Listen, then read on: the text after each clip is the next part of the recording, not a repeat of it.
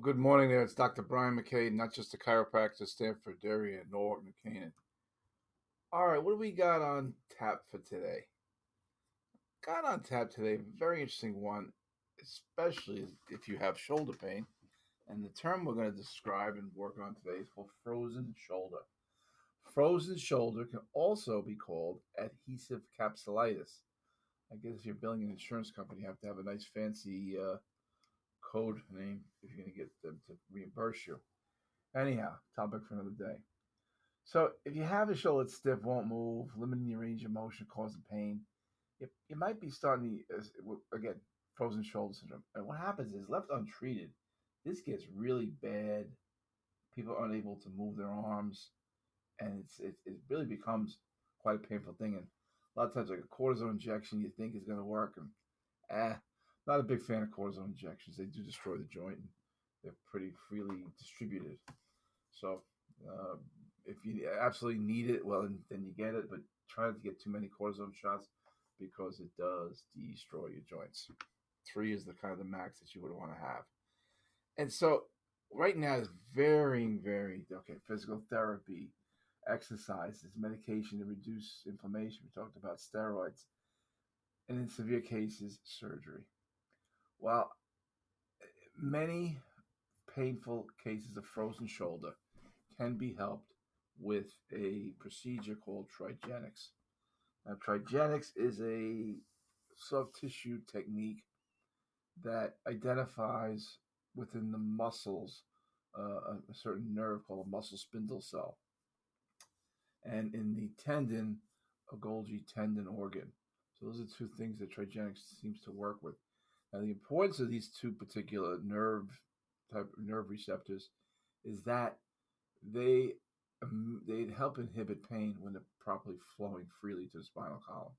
When there's an interruption there of somewhere there's impediment of the nerve, and typically we're going to find, I'll go over the different muscles involved, that if there's impediment to the flow, the normal nerve flow, you could start to lose mobility, but it tends to be a problem with 4. Now, okay, I outlined all the other stuff you do: ice, rest, physical therapy, exercise. Exercise are really good, but you got to think about it. Most exercises you do, you can pretty much figure out yourself. I mean, you know what I'm saying? I guess if you're a total newbie, but I mean, if you have, it's not hard to go online and find shoulder exercises. And that would be, that would be something you would want to think about. How do you, well, you get to probably get more out of that than going through a whole big unless, listen, you had shoulder replaced, then you go physical therapy. But a lot of times I don't see, and when I see a shoulder case or a frozen shoulder, somebody hasn't responded. But let's go over the major muscle groups because I think that's really important to understand. By identifying the muscle groups and working specifically within the muscle spindle cell and the Golgi tendon organ I mentioned earlier, we can see a dramatic improvement with frozen shoulder and the range of motion that goes along with it. So one muscle you might not be aware is the lat. The latissimus dorsi is one of the largest muscles in the body, if not the largest. And what it does is it's responsible for extension, which is moving back, adduction, horizontal abduction, horizontal extension, flexion from extended position, medial internal rotation of shoulder joint. Now, I just rattled off a whole bunch of different, but let me tell you something.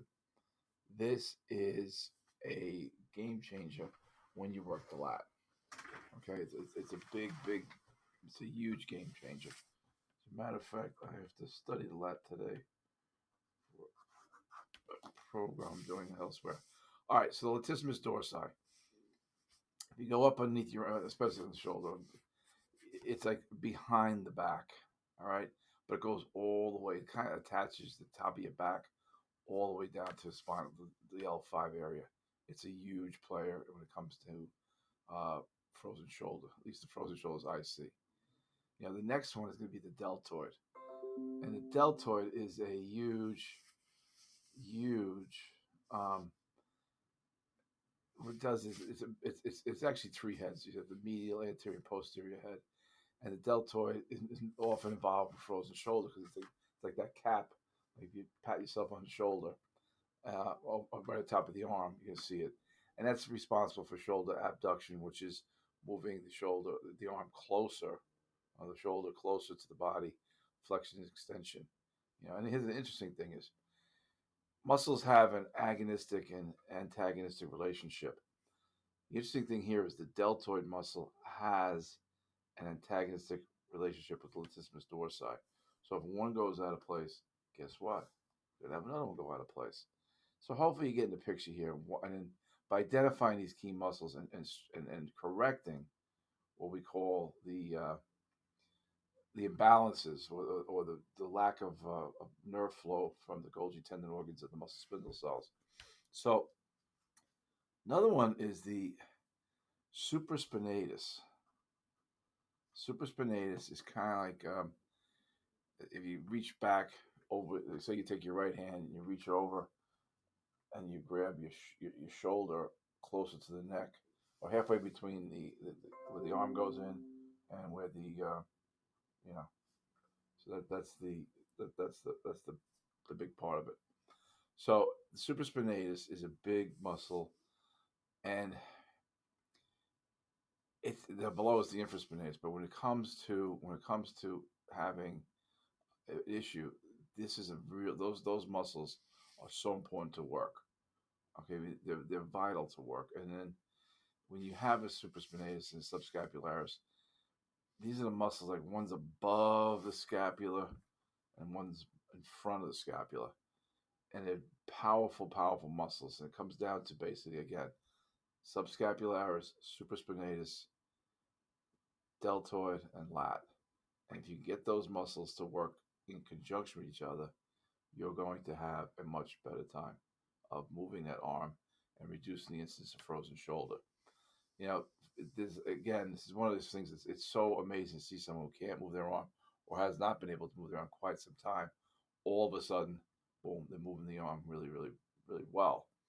The other thing too is I like to follow up with this when someone has a frozen shoulder. There's certain points that you need to look for with regards to motion. It's in the fascial planes. That's probably a good topic for another day. So the idea here is, but I want to touch upon EWST. Now here's the thing: is pulse wave, soft TRT, a lot of names. But basically, what it does, it's a pneumatic device that you put over areas and it increases blood flow and stimulates cellular regrowth.